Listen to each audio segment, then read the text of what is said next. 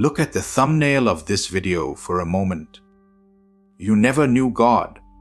That sounds arrogant, doesn't it? Almost offensive. Your mind may already be resisting. Who are you to tell me I never knew God? But stay with me, because what if the real arrogance is not in that statement, but in assuming we already know what God is? What if I told you that every image you hold of God, every prayer whispered toward the sky, every concept inherited from religion, culture, fear, or hope may actually be the very thing preventing you from recognizing what is already here? And here is the uncomfortable truth. You may be making the biggest mistake about God right now. A mistake so subtle, so deeply conditioned, that almost everyone makes it. And until this illusion is seen clearly, true spiritual awakening remains impossible. This is exactly where the ruthless wisdom of Nisargadatta Maharaj enters like a sword. Maharaj did not care about comforting beliefs. He was not interested in making the ego feel spiritual. He was not selling consolation. He came to destroy illusion. And what he pointed to about God is so radically simple that most minds miss it entirely. He once said something that completely overturns our conditioning. You have invented a God to whom you pray, but the one who prays is the real God. Let that sink in for a moment. Don't rush past it. Because if this is true, then something enormous has been misunderstood. Here is the fundamental mistake almost everyone makes. We create a split. We place ourselves here as the weak, anxious, struggling human being, and we place God over there as something distant, superior, unreachable, waiting somewhere in heaven, hidden behind time, effort, rituals, or spiritual achievement. Then we spend our entire lives trying to bridge this imaginary distance. We beg, we seek, we wait, we hope. One day, perhaps God will reveal himself to me.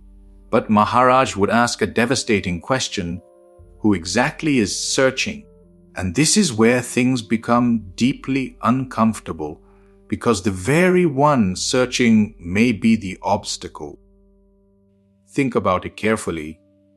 The moment you turn God into an object, something to be found, seen, reached, attained, you have unknowingly reduced the infinite into another experience for the mind to collect.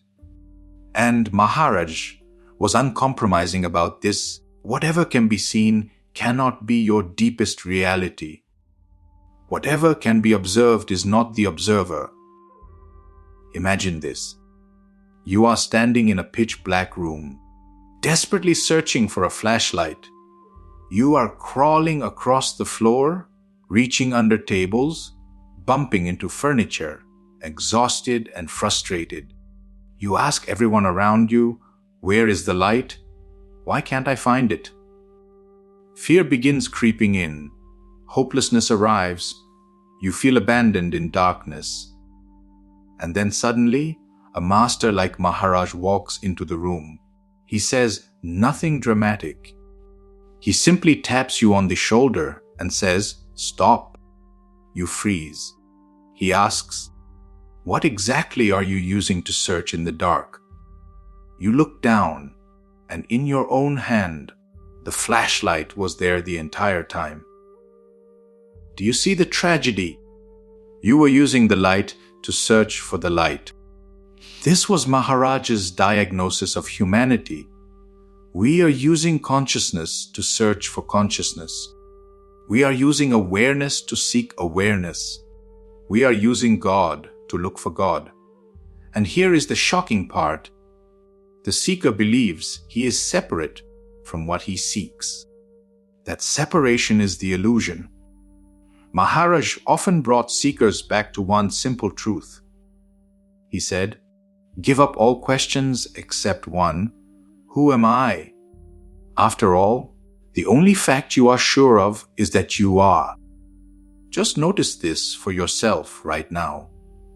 Before your name, before your story, before your successes and failures, before religion, before spirituality, before every belief you have ever held about God, something undeniably exists.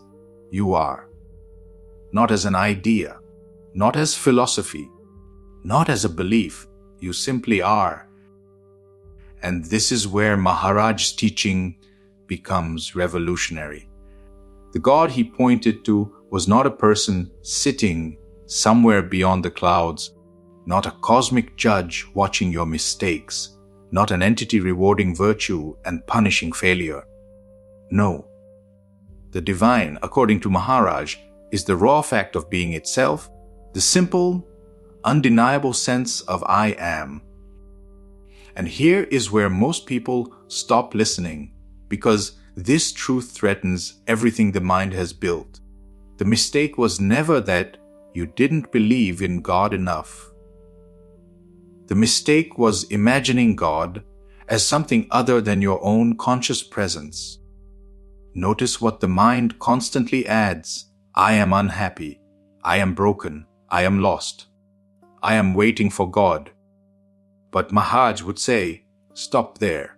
Remove everything after I am. Don't add identity to it. Don't add fear, history, memory, or hope. Simply remain with the naked feeling of being, before thought rushes in to explain what you are. I am. Before thought touches it. Before interpretation arrives. Before the mind turns it into a person.